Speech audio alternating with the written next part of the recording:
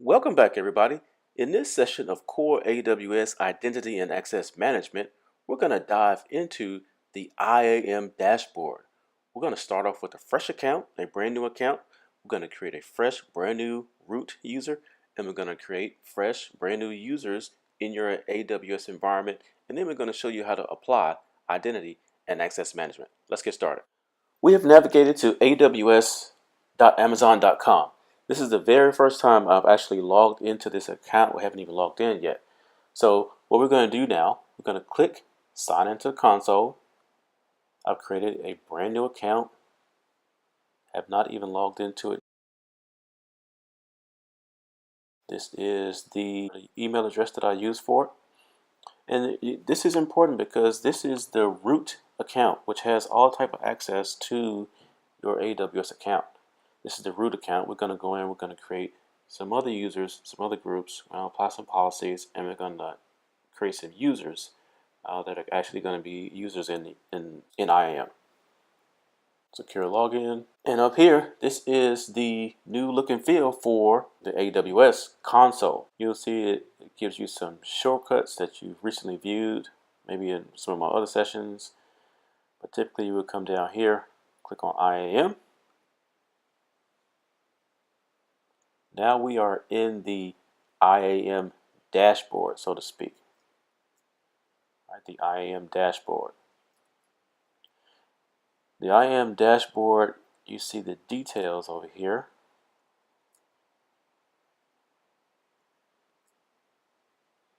In the details, you can get to groups. You can create groups, edit groups. You can create users, edit users, create roles, edit roles. There are a ton of policies pre-canned already established for you, or you can create your own policies. So these are different areas in the IAM dashboard. Now over here is the unique link that IAM gives you for your users to log in. This is a unique link. That's why these random numbers here are generated for you to make it unique for you. Now you can't customize this link because this is the link you're going to give your users to log into your IAM console. This is how you're going to log into the console, your AWS console. So if you click on customize, you'll be able to customize the alias for your account. So I'm going to call this alias Ruffin 2016. This is going to, Ruffin 2016 is going to replace the 315, those numbers up there. Hopefully this is not in use already because this is globally unique, right? Nobody else in the entire world can have already created this alias. So click yes, create. All right, looks like we're good. Now again, this is a brand new fresh account. So we have 0 users, 0 groups, 0 roles, and I am the root user right now. So what AWS and IAM does for you automatically, it does the first step in the security status for you. So I'm the root user. It has deleted my root access keys. The next thing I want to do is activate MFA. So MFA for the root account means multi-factor authentication. So when you originally log in, you're going to log in with your username and password. But for this root account, you want to enable multi-factor authentication, which is another layer of security. So only people who have this MFA can log in as your root account to your AWS console. So if you click on activate MFA for your root account, it tells you a little bit more information about the root account, right? That it's another layer of protection to help you keep it secure. And we're going to click on manage MFA. And here you get 2 types of MFA devices.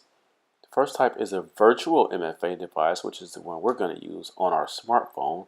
The second is a physical hardware device. You've probably seen them before, like a key fob or the credit card type of MFA device where you click the button, it generates a number. That card itself has like an ID, serial number. That serial number will be tied to your account. That's how Amazon will know that you're the right person and this is a valid number. So that's how it works. We're going to do a virtual MFA. I'll click next. It says to activate a virtual MFA, you must first install an AWS MFA compatible application. I already have a Google Authenticator on my phone. If you need to see a list of compatible applications, you can click this link here. Let's go ahead and do that. You scroll down, it gives you MFA form factors. You can see which type of devices. Down here it says for the smartphones you can do Android, and so Android can use Google Authenticator, or so I have iPhone. I've already installed it on my phone, so we're good to go. We're all good to go. So I'm gonna click next. Now what typically happen, I would get my phone, open up Google Authenticator, and scan this QR code. Scan this QR code. When I scan this QR code, I would get a 6-digit code. I will put that code in here. I will wait for that code to time out. Then I would get another code, put the second code in here, and then I will click Activate Virtual MFA. But I'm actually going to do this offline. I'm going to regenerate this QR code so nobody will be trying to hack into my account. But this is how it worked. Right? Open up Google Authenticator, scan the QR code. You're going to get a number. Put the first number in here, let it time out. Get the second number, put it in here, and then click Activate MFA. Okay? So I'm going to cancel this for now, and I'm going to do this on my own. So as you can see, I have successfully activated MFA on my root account. Done that. So the next thing it asks us to do is create individual IAM users. Now again, we are the root user right now. We're going to create some users to actually log into the system. It says create IAM users and give them only the permissions they need. Do not use your AWS root account for day-to-day interaction with AWS. I think I've said that about 10 times now. So let's go ahead and create some managed users. So now, actually, we're over here in this users group, users tab. Gonna click create new users, and we're gonna call the first user John Ruffin, and we're gonna call the second user, let's call it Sally Smith. Now here's what's important. In here, you're gonna make sure that this is enabled, generate an access key for each user. Now this does not have anything to do, for the most part, with the web interface here, using the browser. But when you are ready to start doing some programming, you want to make some REST API calls, then you'll need these access keys and a secret token for that to work properly. So we're going to click create because we want to generate that. We're going to generate the users and access keys for the users. Create. Now it says my 2 users have been created, and this is the last time you're going to see these credentials. So you actually want to go ahead and download the credentials. So click on download. You'll get the credentials, you'll get the secret key, you'll get the token, and then you can use those when you're actually ready to do some actual API development. So we'll close that. Now we see our 2 users. Alright, so the users don't have any groups yet. We haven't created any groups. We haven't given them any passwords, so no passwords have been used. And you can see that they have active keys. So we have 2 users. Let's go back to the dashboard, see what step we're on next. So now you can see that we're green now for having created IAM users. They can't do anything yet, but they are created. Next thing we want to do is use groups to assign permissions. So again, I think I said that before. You don't typically assign permissions to individual users. You really want to assign permissions to groups and assign individual users to the group. So let's go ahead and create a group. Admin. So next step. So Amazon is now saying you created a group. What do you want them to have access to do? What do you want this group to do? And there are many policies here. Some are specific to EC2, as you see here. Some are specific to Elastic Cache. But what we want to do the first one. Luckily, it's all the way up here. It's the first one. We want to give this group administrator access. So we have created an admin group, and what policy are we adding to that group? We're adding administrator access policy to that group. Click on next,